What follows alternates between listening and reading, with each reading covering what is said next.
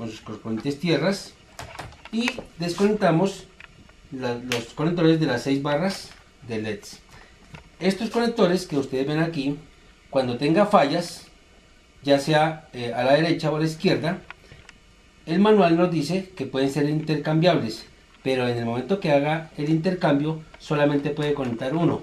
O sea, usted puede hacer, para descartar, conectar este aquí o este aquí, pero no invertir los dos en simultáneo. Aquí previamente hemos marcado con un marcador rojo cuál es el correspondiente a cada uno. Si usted se equivoca y los invierte, daña la board. Luego retiramos los 4 tornillos que sostienen el marco, el cofre que contiene el backlight con las partes, el difusor, el prisma y la guía de luz. Se retiran estos 4 tornillos.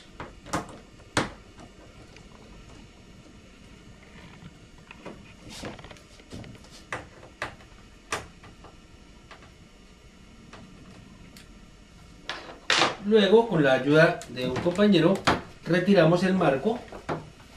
El marco, o sea, sin apoyar los dedos mucho en el panel, retiramos el marco completo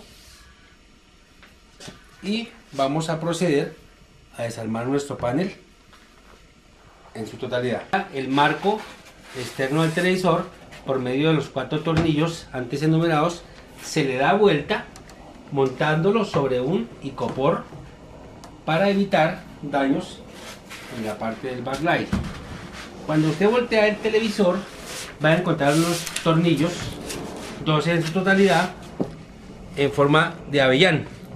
Es muy importante que utilice la herramienta adecuada, porque si algún tornillo de estos se rueda, va a tener problemas después con el desarmado. Vamos a proceder a sacar los tornillos.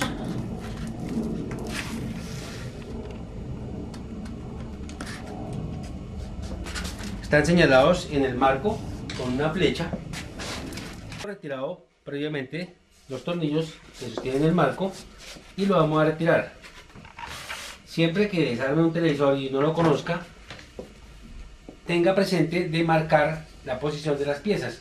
Si ustedes observan, este marco lleva una máscara de protección que va para el lado de los conectores flex que conectan todos los píxeles del TFT o panel LCD. Levantamos el panel con mucho cuidado, con la mano retiramos la tarjeta que alimenta los flex que se encargan de conectar el panel TFT. Igualmente tenemos 2 secciones, lo hacemos muy suavemente y lleva 3 guías que encachan en cada board y ya el panel está suelto. Luego, con la ayuda de la misma dejamos que el panel salga ligeramente y un compañero nos ayudará a tenerlo mientras lo retiramos del backlight. Entonces vamos a ver aquí con mucho cuidado, ya lo he asegurado con los dedos. Entonces lo puedo con mucho cuidado retirar y lo apoyamos sobre una superficie que no tenga irregularidades. Hemos desmontado ya el panel. Observamos las entradas van en 2 secciones, izquierda y derecha. Aquí tenemos los integrados multiplexores que se encargan de manejar filas y columnas. Cuando desmonte el panel, la precaución máxima será proteger todos estos flex. Igualmente, cuando tengamos fallas de columnas que no presentan luminosidad, nos remitiremos a verificar estos flex si están en buen estado, para determinar si es un daño en el panel o es un daño en la SSB board.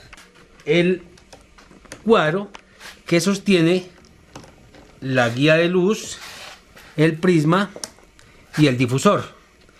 Cuando retire esta máscara, este cuadro, es importante que marque la posición de cada componente, porque tiene un orden.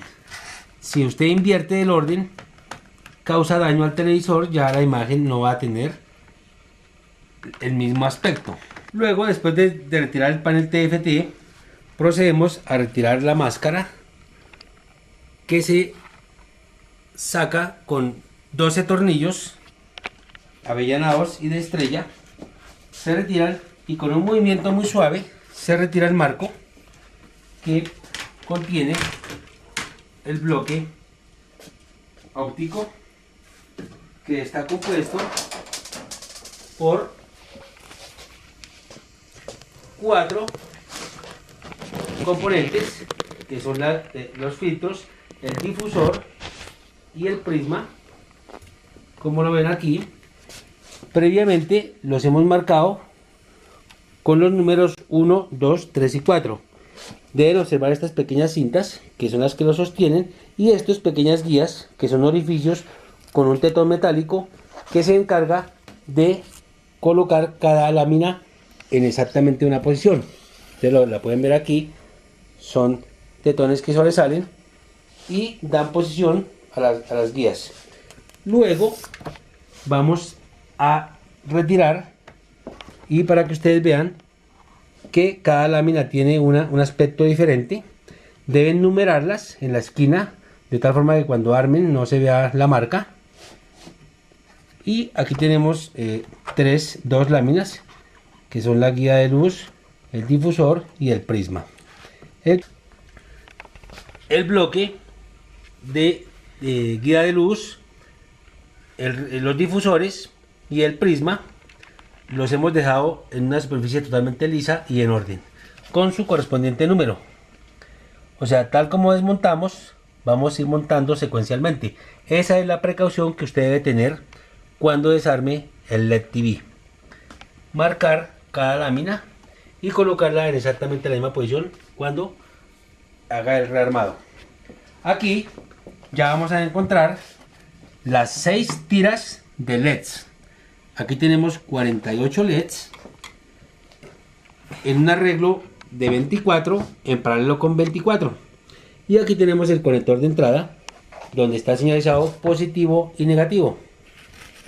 Aquí una barra que va desde esta esquina hasta el centro, igualmente con 48 LEDs. Todos están montados sobre ángulos de aluminio. Si usted retira los tornillos de acá, que se ven acá, 1, 2, 3, 4 y 5, que sujetan el bar LED, o sea, la barra de LEDs, queda liberada del disipador de aluminio. Igualmente, cada perfil está asegurado con 4 tornillos. Aquí pueden ustedes observar, no son intercambiables de izquierdo a derecho ni arriba a abajo, porque el conector no corresponde a la entrada del cable. La forma de probar estos LEDs consiste en aplicar por medio de una resistencia de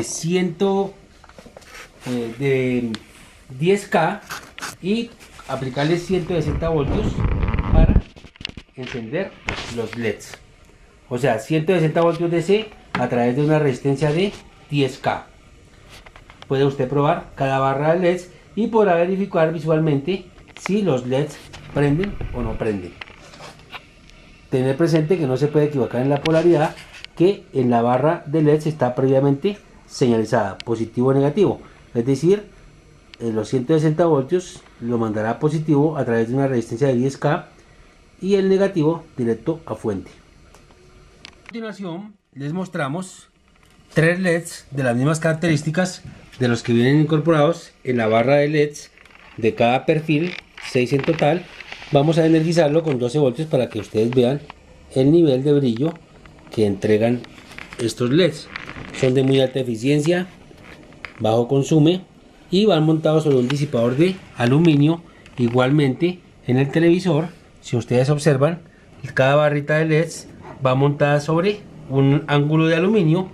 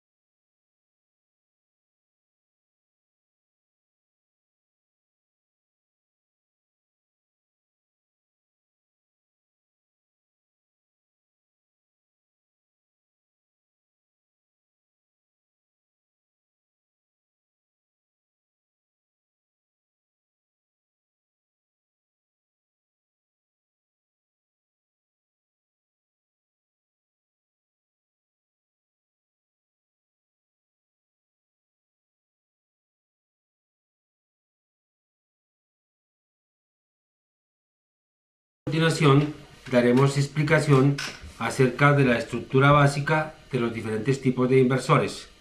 La función del inversor es convertir DC a AC de alta frecuencia y voltajes que van comprendidos entre 1000 y 3000 voltios dependiendo las pulgadas del televisor que estemos manejando.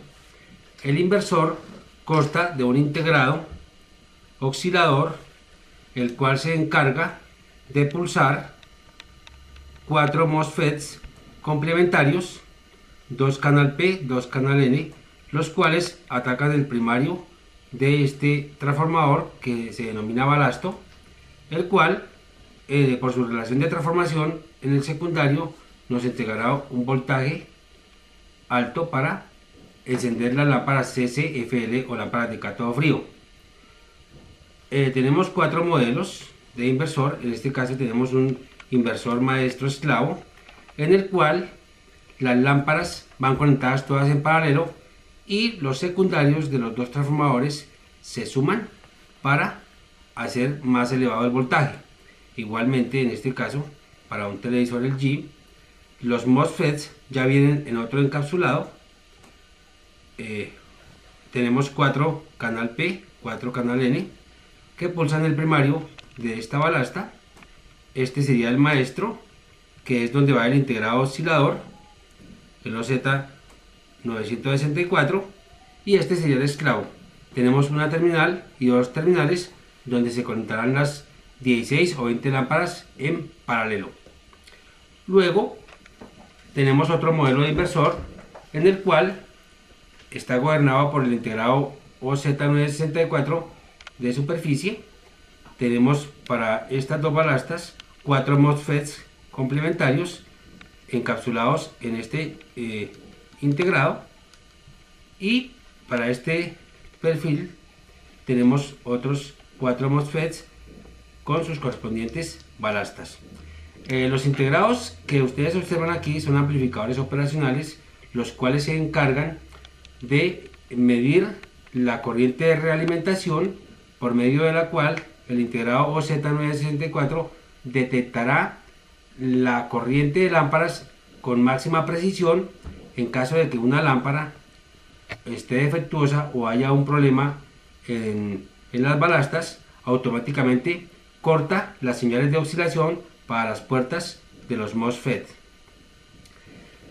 Luego tenemos aquí un inversor ya para un televisor de 32 pulgadas, en el cual tenemos el integrado principal, que es el OZ964, los amplificadores operacionales anexos y los MOSFETs complementarios.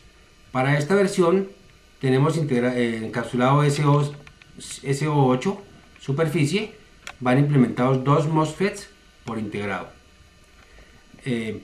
Vamos a dar la pauta de cómo se debe probar el inversor sin necesidad de la fuente. Procedimiento que nos permitirá en algunos casos probarlo sin necesidad de montar las chapas que lleva el LCD, y que entre menos desarmemos, menos daños causaremos al televisor. Inicialmente vamos a explicarles la prueba de los MOSFETs en sus diferentes versiones. La primera versión es el encapsulado normal. Ustedes observan la configuración según el datasheet, que es la herramienta que ustedes deben utilizar para toda la tecnología LCD, porque muchos de estos integrados no los van a encontrar en una guía de referencia normal, sino que ya están en la internet. Entonces, basados en el datasheet que usted encuentre, notará que este tipo de encapsulado viene con puerta, drenaje, fuente. Entonces vamos a proceder a hacer la medición en circuito. Generalmente son circuitos simétricos, las medidas deben ser exactamente iguales. Como el MOSFET está conmutando una carga inductiva entre drenaje y fuente, tiene un diodo damper de protección. Entonces vamos a proceder a medirlo. En un sentido debe medir el diodo damper y en el otro sentido no debe medir nada. Aquí estamos midiendo en un sentido y en el otro tenemos el diodo damper. Entonces vamos a medir aquí. Nos damos cuenta por la configuración circuital que a la terminal 1 ingresan resistencias de 390 ohmios. Eso nos corrobora que esta pin corresponde a la fuente, entonces a la compuerta. Luego vamos a medir el diodo drenaje fuente. Aquí lo vemos, estoy midiendo el FET número 1, luego mido el FET número 2.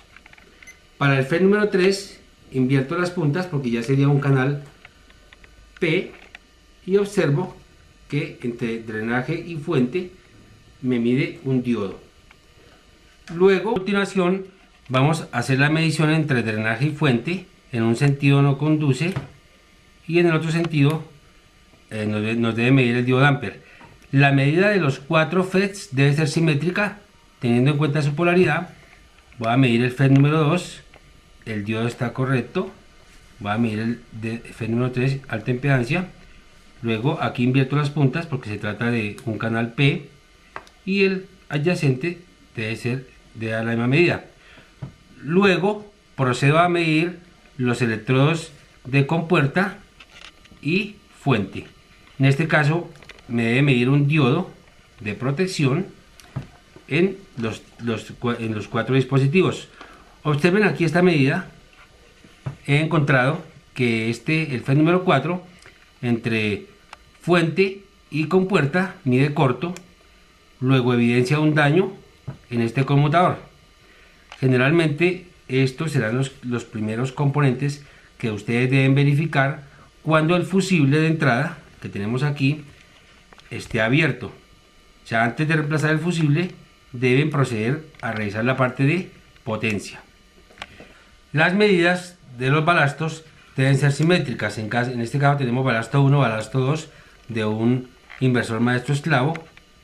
Revisamos, aquí nos da punto 2, y en el primario de su correspondiente también nos mide punto 2.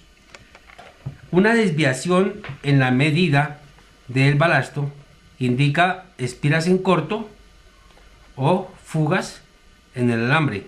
Deberá ser cambiado por otro balasto recuperado en este momento de otra tarjeta igual.